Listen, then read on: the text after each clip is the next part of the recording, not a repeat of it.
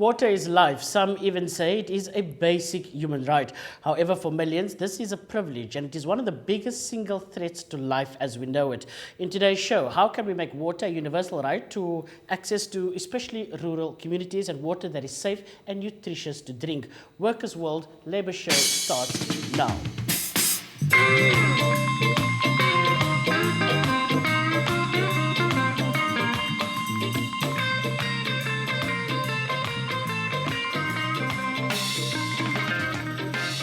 England to Poland, every step across the ocean, the ruling classes them is in a mess. Oh yes, the capitalist system a regress, but the Soviet system now progress. So which one of them you think is best? Welcome to our weekly Workers' World Labour Show. I'm your host, Tashirik Trubadi. Thank you so very much for being here. Now, water is life, and without its survival is just simply not possible. Yet more than 1 billion people in the world still do not have regular access to clean water. The most affected by water shortages is the developing world, and it includes big parts of South Africa. It is classified as a water-scarce country because of the comparison that it only receives nearly half of the average of the Earth's rainfall. In South Africa, many poor communities still do not have access to clean drinking water, and this for their daily needs. In today's show, we assess the situation of water scarcity, the lack of water service delivery, especially in the rural areas, its impact on communities, and what should be done about it. But first, before we get into our conversation, let's now go to the insert prepared for us by the Workers' World Media Productions editorial team.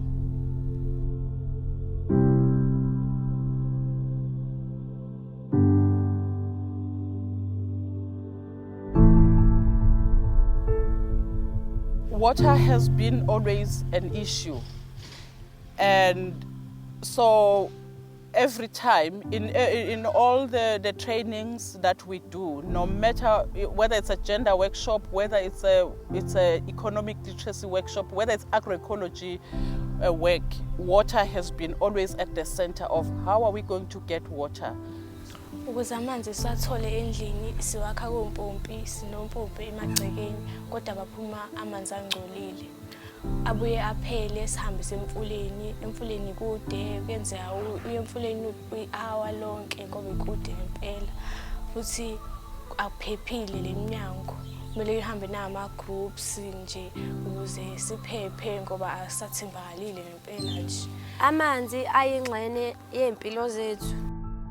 Ngaphandle kwamanzi nje angesikhona ukusurvive sisonke nje sabantu ngoba amanzi siyawasebenzisa mesipheka siyawaphuza siwasha ngawo imisebenzi yasendlini angeke izisebenza amanzi engekho.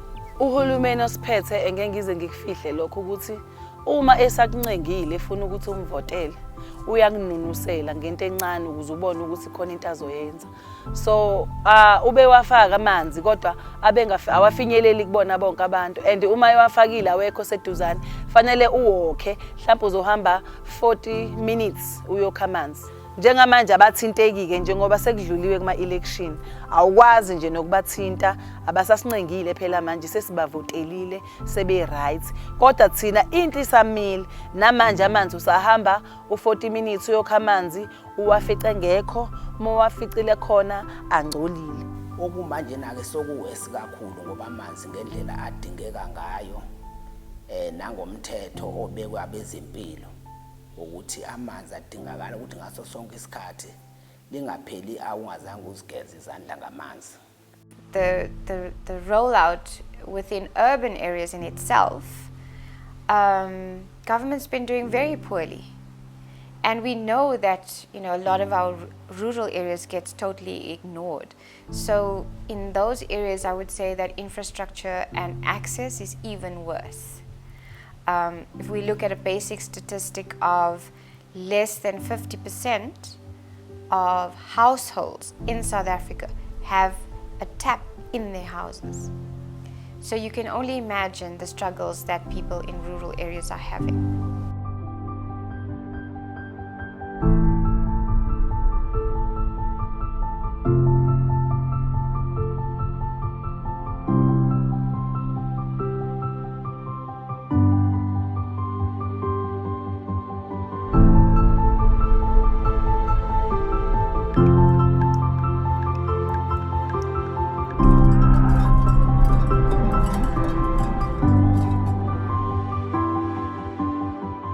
those are very real challenges, and they have been part of our history for a very long time. Look, what we are working towards is universal access. And we have to work towards universal access because it is also part of the ideals of the National Development Plan. You know that the NDP says that by 2030, everyone in the country must have access to good quality water as well as decent sanitation. So that is the main driver of where we are going. You would know that government is really good to develop very good policy, whether it's the Water Act, whether it's water policy. We have some good things in place. The problem is in the implementation. So part of my activism has been to monitor that process and to hold them accountable when they are swaying. Njengamanje na-ke nje njengesikhathi se-COVID-19 kunzima kakhulu ngoba ukwazi nokubaqala ngendaba yamanzi bavele bakutshela ukuthi nje konakale yonke into ngesikhathi se-COVID, ngesikhathi se-lockdown. Ezinye izinto azikakalungiswa, ezinye azikho la e-South Africa ukuze balungise lezo zinto fanele bazi-ode kwamanye amazwe. Mhlampe leyo nto izothatha iminyaka emibili kuya kwiminyaka emithathu. Kodwa abantu bona still basahleli bayabadinga amanzi. But within a society as well, it's the poorer communities that are harder impacted on. You know, if you have middle class communities and there's no water, they go and buy bottled water, for example. But you also then have within that, there's division of labor.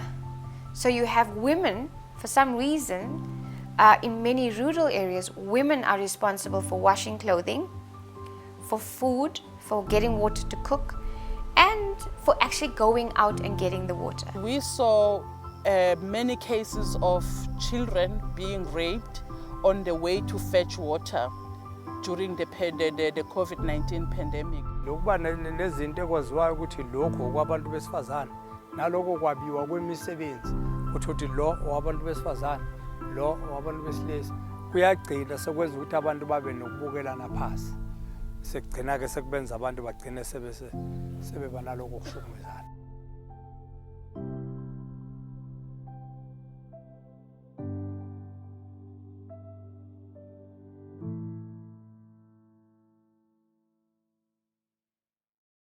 All right, so there we had it.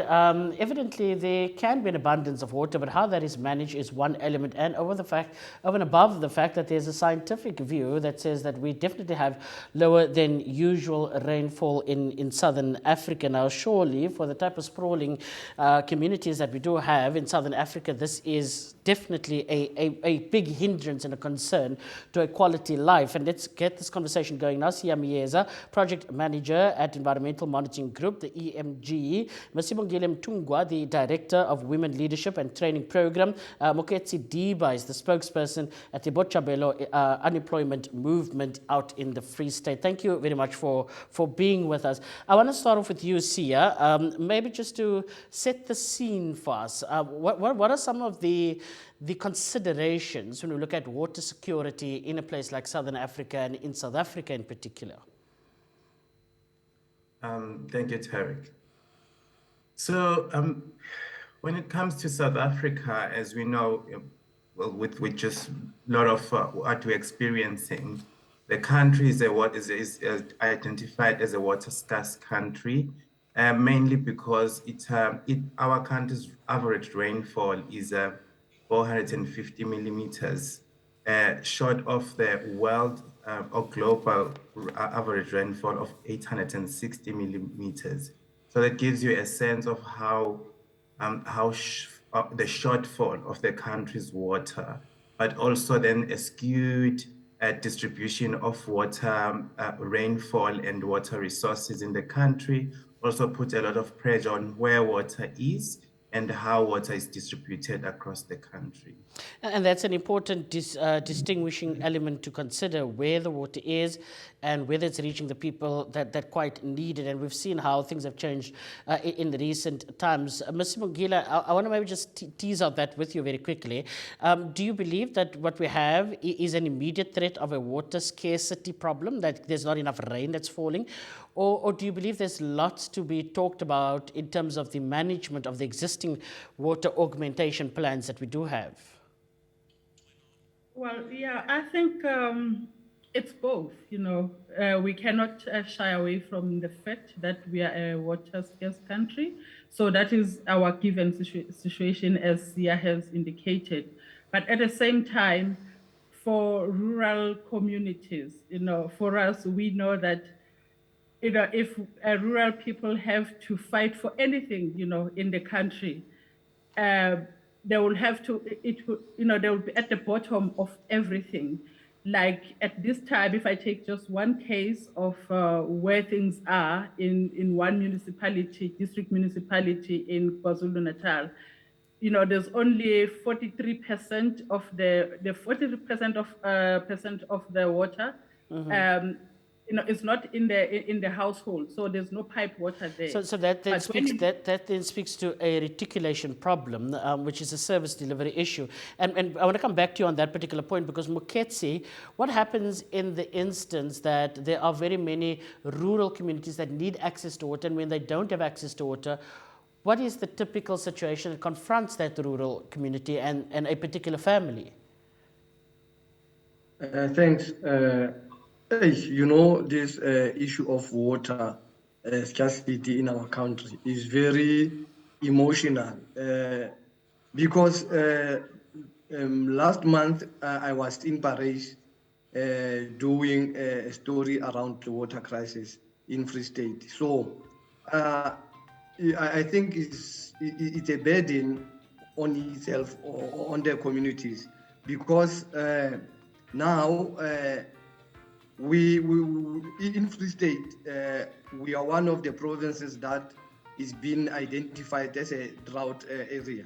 So now you will find difficult when you see the communities, especially in rural areas, where they depend on agriculture, where they depend on. But that's an important point, Moketsi, that I want to pick up on once we return from the break, because in those very rural communities where farming happens, and there isn't quite a scarcity when we talk about building a yield and a successful yield. So it's about who gets access to what also is already little available. And so all of that will come into once we return from the break. Do stay with us.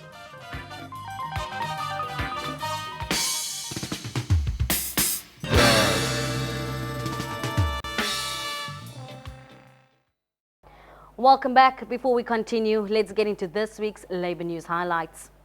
The Police and Prison Civil Rights Union and several other public sector unions reject a 3% salary increase offer by the government.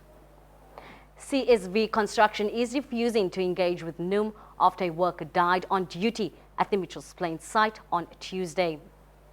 Kasatu and Nihau unions support the striking workers at Transnet for a 12% salary increase. And in the USA, nurses at the University of Michigan won a groundbreaking salary contract. Stay tuned for the latest Labour News Bulletin. Over to Tashrik to continue this week's topic of discussion. All right, we are talking about a water crisis of a different kind, getting access to water by local communities, particularly in the rural farmland areas. And I want to pick up on that point with you, Moketsi. On the one end, yes, I understand not enough rainfall is falling at the moment, but the reality is that the farming community isn't quite making the same noises as somebody that's needing that water to drink and to make food. There's a disproportionate scenario here involving access to water.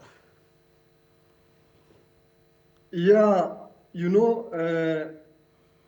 must remember that our people in rural areas, they are competing with commercial farms, So now, our livestock also need water, and our vegetables need water. So it is very difficult for you to try to distribute the little water you have. So I'm saying, I think when we are having a proper leadership to assist the rural communities, it will be much easier, even if we know that our country is a water scarce country. But I think when the leadership is willing to do to help our people, I think that one will assist a lot because it's hard. It's emotional, because I was there seeing the older ladies walking something like 5 kilos to go and fetch water. Yeah, So, and I think that's a very reality that confronts so many people. Sibongile, from your perspective, I mean, we have load shedding in this country, which is defined by, periodic drops of access to electricity, but not having access to water, many would attest, is a far bigger challenge to contend with. Yes, that is a very big problem because it affects the health of the household, but also it affects the livelihood of rural households because the frustration of waking up and knowing that your livestock, your crops are not going to have water. That is the biggest fear that rural communities have. And it also hinders people to even begin to start any kind of businesses because they know that in the middle of nowhere, there will be no water. So whatever effort they make into whatever livelihood they're trying to develop, it means something is going to stop it. And one thing that stops the people in rural areas to take on economic opportunities, it's water. Well, of course, the electricity is one of the major things as well. But water is the main thing that we cannot survive with in terms of livelihood and health. Yeah, and I mean, we're talking about day-to-day struggles that we sit with, Sia, and the question, or at least the comment that I heard earlier was that there isn't a political will because, I mean, we've spent, millions of rands on building fancy stadia for one big tournament that happened in 2010. Surely if the same amount of effort gets put into getting reticulated water to different communities, it does lessen the significance of this problem, isn't it? It certainly does, and definitely political will is at the center of that, but also skills. So what we're seeing at the moment in South Africa is municipalities being unable to deliver or provide water to its citizens for various reasons. Infrastructure being aging, but also lack of investment and skills in those areas, and of course the appetite for young people and investment to go there. But what is hindering most is just the lack of governance, as Moyeketi mentioned, where you find that in rural spaces or rural areas there's a lot of mining activity that undermines the existing freshwater resources, and also lack of maintaining whether it's wastewater treatment works and all those kind of infrastructure that discharge water that is not purified in the river systems, that further undermines rural people's access to at least some kind of potable water. And it's precisely that, it is access, because there can be a very strong case be made for the having been water in certain spaces where it would be required, but the reticulation is one of the biggest challenges. Moketsi, what does this do, the lack of access to water, to other compounding issues such as disease and the management of disease? Because surely without water such problems can manifest itself. Yeah, no, it's very terrible because the taps in Paris, when we opened them for water, the water came out there like a petrol. You understand? So you ask yourself a question: what kind of a government is we are having when you're supposed to bring people clean and drinkable water? But one of the ladies in Paris said to us that the tanks, they take water from there without purification and go straight to the villages. So one is saying we are in great danger because our people in rural areas, even in townships, we are not safe because we are not drinking clean water. So it poses a health hazard. You remember, not long ago, we came from this pandemic. So it's another pandemic. We are going to have another diseases. because of this dirty water. So I think our people in Paris, in particular, our people in Botshabelo Tabansho, they are in great danger because past 2 months, the Mangaung municipality, there were no money to buy a product to clean water. You know, yeah, I think our government is killing our people. That's a very, very strong indictment that you're making. Just very quickly, I have to go for a break. But Moketse, was it ever determined why petrol was coming out of your taps instead of purified water?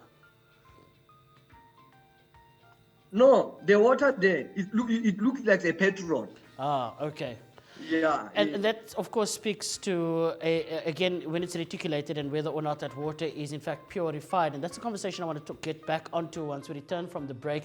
And that is, with not having access to water, but also existing water sources being contaminated, what sort of disease risk are we manifesting in this regard? We'll pick up on that after the break. Do stay with us.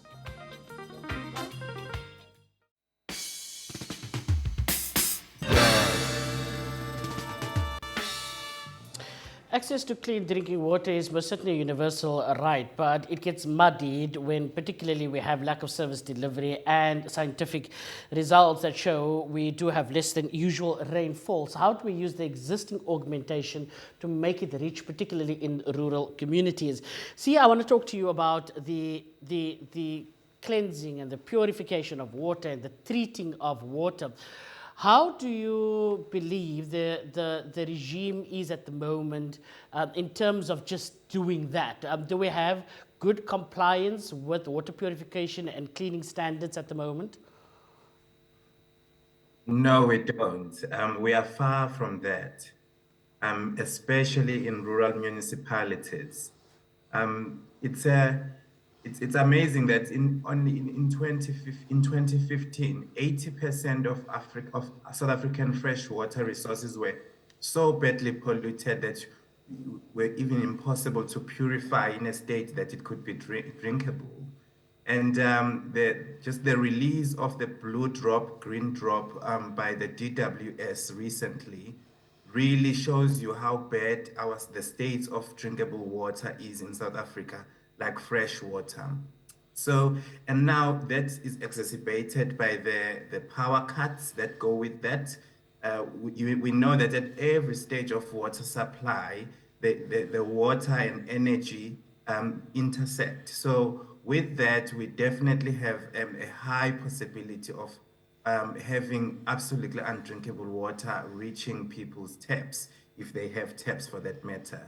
But really, the state at which of the rural communities find themselves in the current context is worrisome.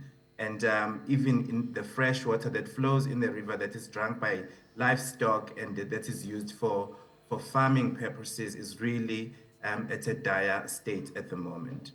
Which raises several questions that I have on top of that, but I want to, Sibongile, just bring you in and talk about water bodies and sources that find themselves directly next to or in a community.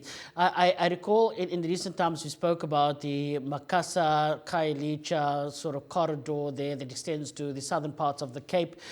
That is in really not the best of shape, and unfortunately, because people do not have reticulated water, they do not have toilets, there are flushing toilets, the water itself becomes, as a consequence of people's living standards. And so the question I put to you is whether we can begin to wrestle this water crisis that we have without looking at the other contextual issues that confront the preservation of those water sources.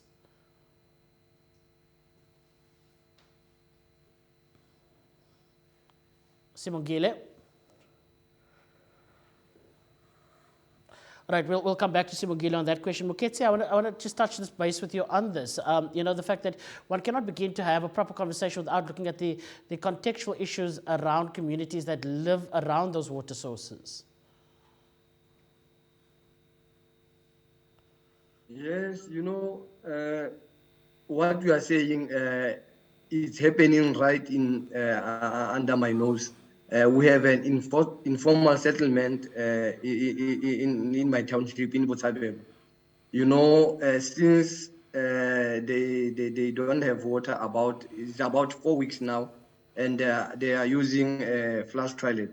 So, you know, this thing, I think we need to come around as community leaders so that we can have our own forum, so that this forum can feed to the bigger forum in nationally, so that we can challenge these issues. You know, and in Tabanshu also, I think they are having another challenge because, you know, we are speaking for the unemployed, you know, and you remember in most municipalities we have indigent residents. So now the issue of prepaid water meters is another issue that we must consider, because now our people are not working, and when we are saying to the government as the unemployed, we are demanding the basic income grant, the government is playing hide and seek. So now I think when we come together around the table, I think we can come up with a solution so that we can address the issue of water crisis. You raise an important point there about the water meters and how democratic that really is. But I want to just go to Mr. Mongile once again, just to look at the impact of the living standards of those that live around some of these water sources, that one cannot begin to try and fix the quality of the river next door if there aren't sufficient flushing toilets and taps and that sort of thing that would be able to be used by communities to avoid water bodies becoming polluted. Ms. Sibongile?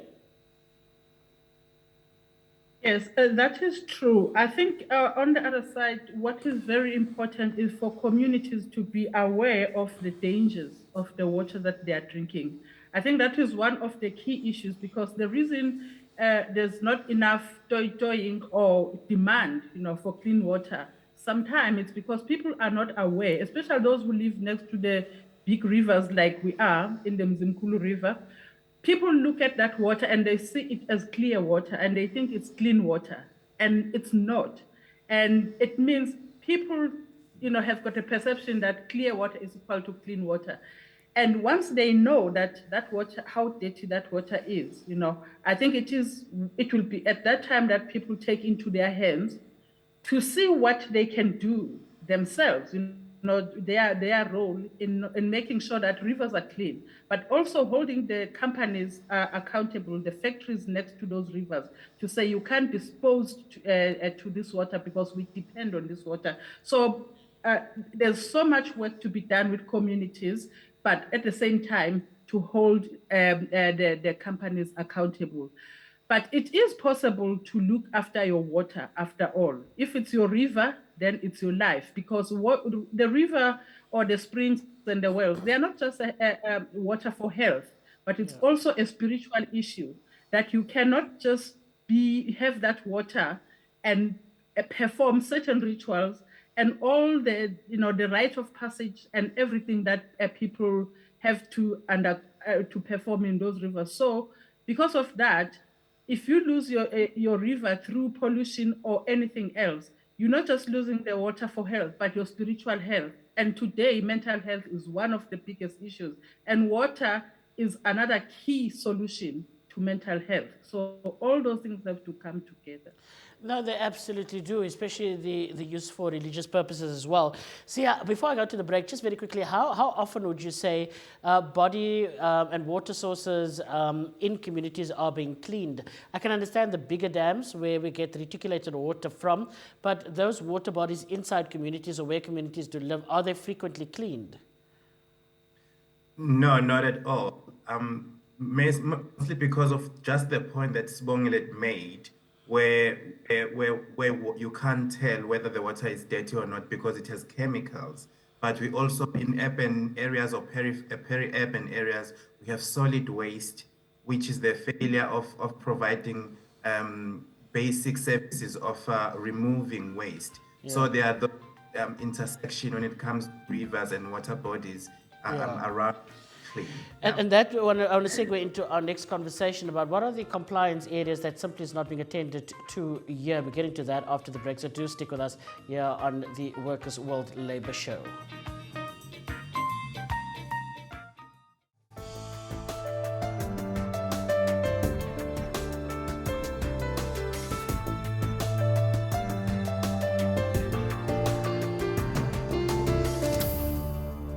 You're watching Workers' World Labour News, giving you the latest and most credible news. Thanks for joining us.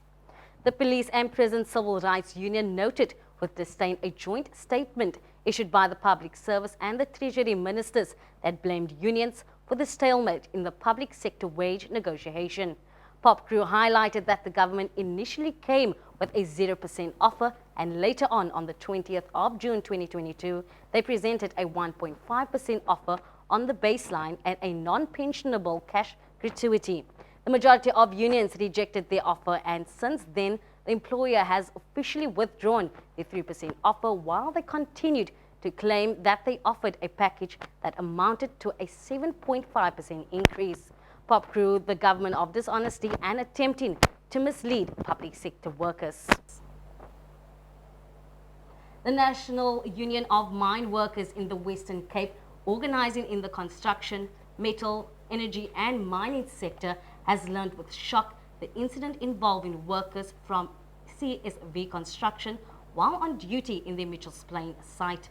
On Tuesday morning, 2 workers inhaled hazardous fumes from the sewage waste, which led to untimely death of one, and one is fighting for his life in the intensive care unit. Upon visiting the company on Wednesday morning for an in-local inspection, the union was met with hostility by the company representatives who refused to even engage with the union with claims that the head office instructed them not to. While an investigation is being conducted and has not reached a conclusion, it is alleged that the workers were unsupervised in a hazardous area of operation. As wage negotiations continue between Transnet and trade unions, the United Transport and Allied Trade Union and several workers on Wednesday took to the Kuduspoort depot in Pretoria to stage a picket. Employees at Transnet are demanding a wage increment in the line with the inflation rate. COSATU supports the striking workers at Transnet, led by SATAU and other unions, demanding a 12% salary increment across the board. They are calling on workers to unite and work together to push back against attempts to prolong the wage stagnation that they have seen over the last few years. And finally, in the USA, nurses at the University of Michigan Hospital won a big victory earlier this month when they entered into an agreement with the management that ends the possible burden placed on them caused by the shortage of nurses nationwide. After 6 months of difficult negotiations and the threat of a strike, a contract was finally agreed upon and ratified by the nurses. University of Michigan nurses will now receive a $5,000 bonuses and 22.5% increase over 4 years. This new Michigan hospital contract breaks ground for other nurses and can result in better patient care. That's all from my side. You can share your feedback and make us aware of the top stories by sending an email to labor@wwmp.org.za. Tashrik is standing by to continue this week's topic of discussion. Thanks there to Michaela for this week's news.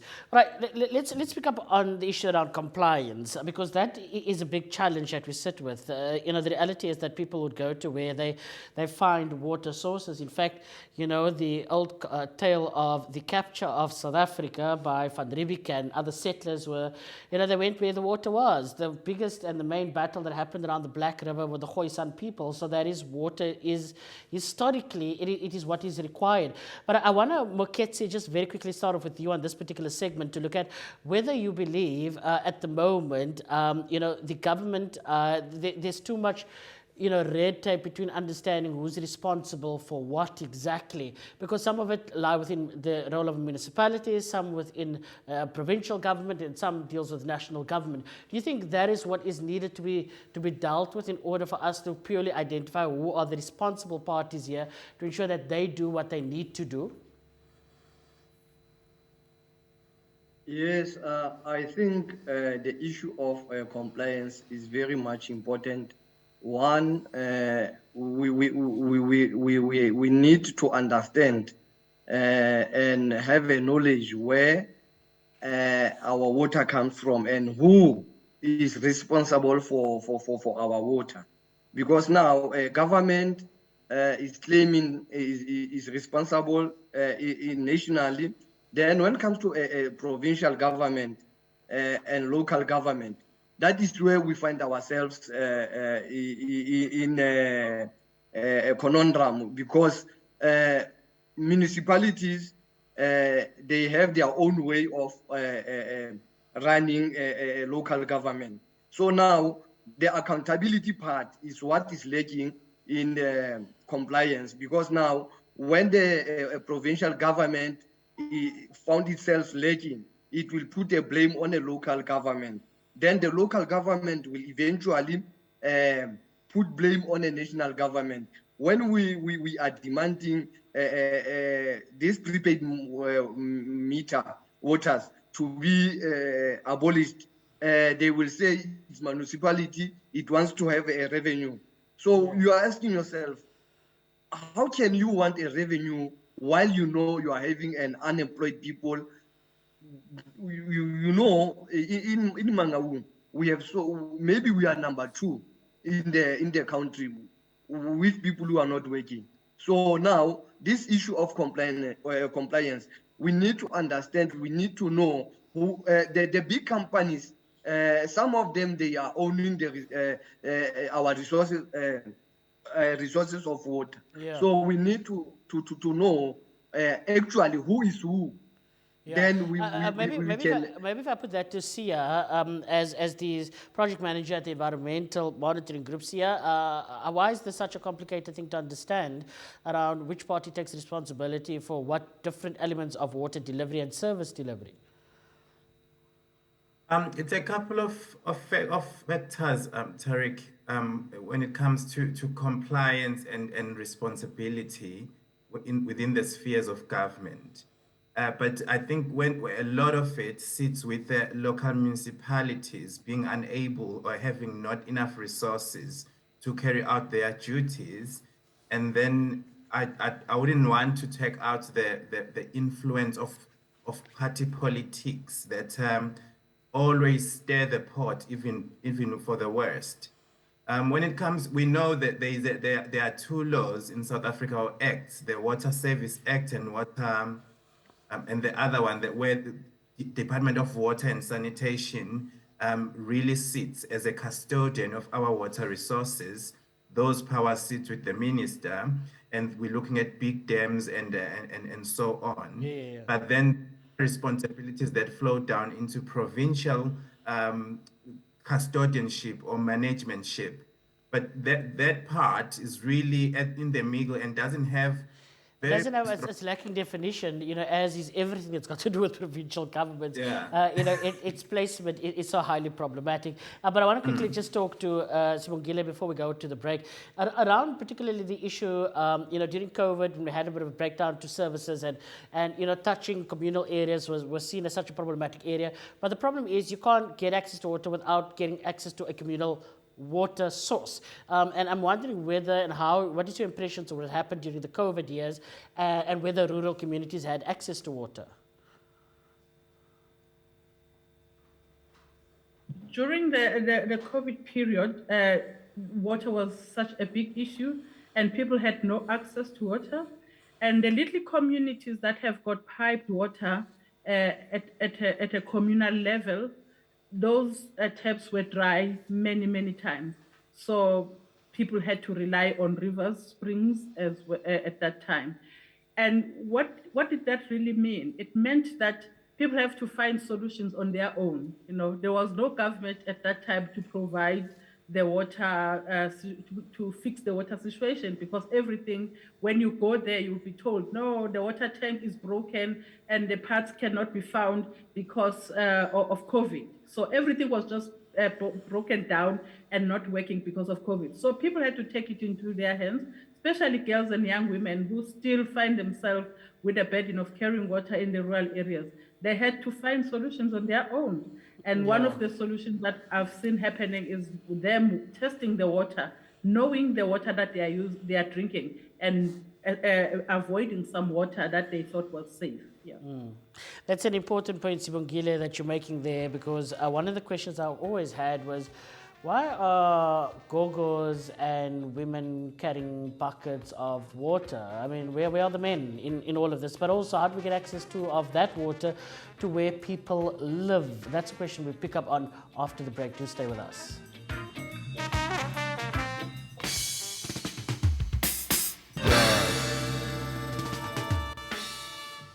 We're talking about a very serious challenge here, of which there are several others that have come from it. An egalitarian society, a society where there are gender roles that are equally shared, is but one of it that we picked up on before we went to the break. And I want to pick up on that note with you, Sibongile, about the gender, I suppose, challenges that the water crisis also reveal.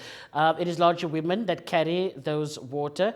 It is women that bear the brunt of there not being access to water.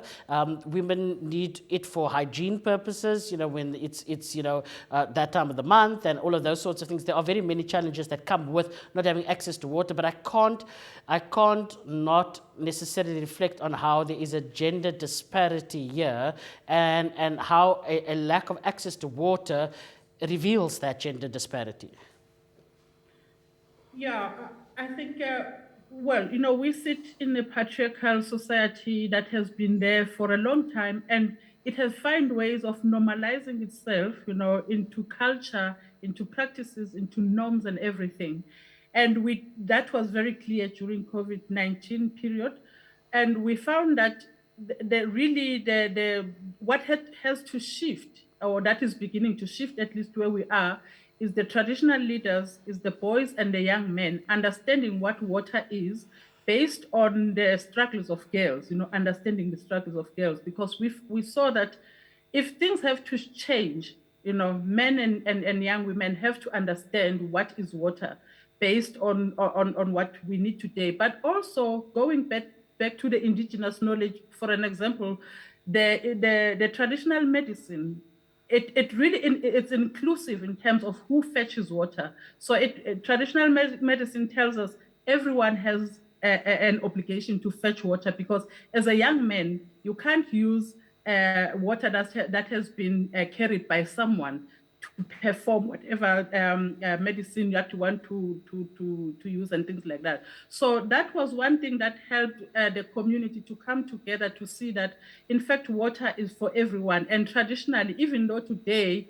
it seems like it's girls and women's task to carry water, but in fact, when it comes to indigenous knowledge, water is a shared resource, but also it is a task for everyone. Yeah.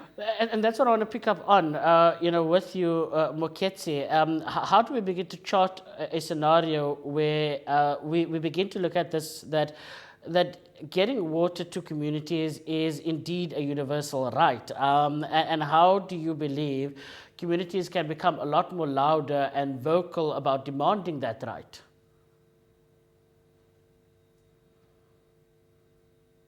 Yeah, no, I think we need to be more louder than before, because now in our constitution, it is clear that we need to have a clean and we need to have accessible and clean drinking water. So I think our communities now, they need to stand up. We need to join Abu Mamas, Bongile, Abu Butsia, the Inyanda National Land Movement, those movements who are campaigning behind the water crisis. So I think it is high time now we rally behind all the progressive movements or forces for us to have access water, for us to hold our government accountable, because it is our constitutional right to have and to access clean drinkable water. All right, and Sia, I mean, the framework, the law is there. Surely it's now about implementing that which is already there as a protection overlay. Certainly, yes. And I think it really goes back to what we said. It's everything sits with political will, but also investment and making sure that the communities are put at the heart of water, of service delivery, specifically access to potable drinking water. So infrastructure development, localized governance, and civil society support becomes the center of this conversation on how can South Africa improve its delivery of services into rural communities, but also peri-urban communities, so that people have access to clean potable water. And I think it's important to mention that it's not only water. I think Sisbongile mentioned this. It's not only water that comes from the tap, but also clean water bodies for a much more wholesome relationship with water and to the support of livelihoods. Yeah, absolutely. All right, let's begin to wrap up our discussion here. Now, I'll just go to you, Moketsi, and start with you very quickly. If you had the opportunity to have an audience with the president or this government to raise the concerns, particularly around access to water, what would you say to them?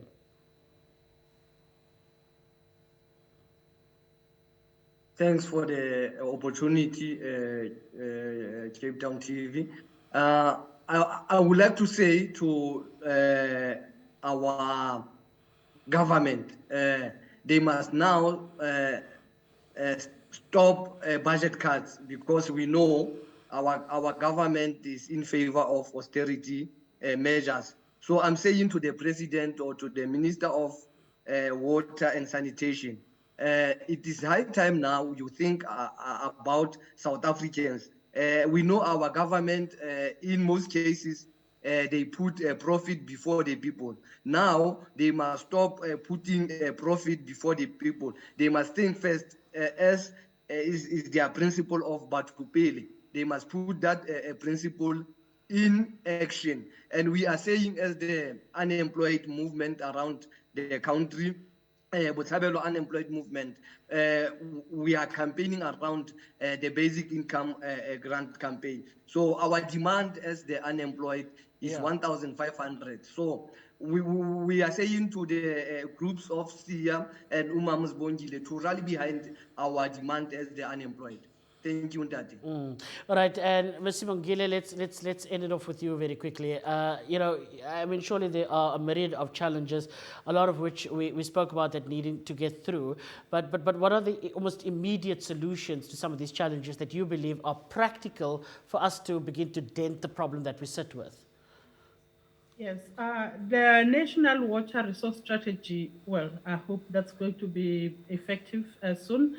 It talks about the transformation of water for, the redistributing of water for transformation, and that includes gender and race issues, because where we are, most of the water sits with the previously advantaged people, and that is a huge problem, which makes the water catchment management areas as well not to be accessible as a platform for rural people to participate and transform the water systems in rural areas. So if government is serious about rural people, let that principle 6 of the National Water Resource Strategy be effective, of making sure that the redistribution of water is done at all levels. That will be a key thing for us here. And on that note, thank you very much for having joined us there. Sibongile Mtungwa from the Botshabelo Unemployment Movement from the Free State, Moketsi Diba, and Sia Miyeza, they're the project manager at the Environmental Monitoring Group, the EMG.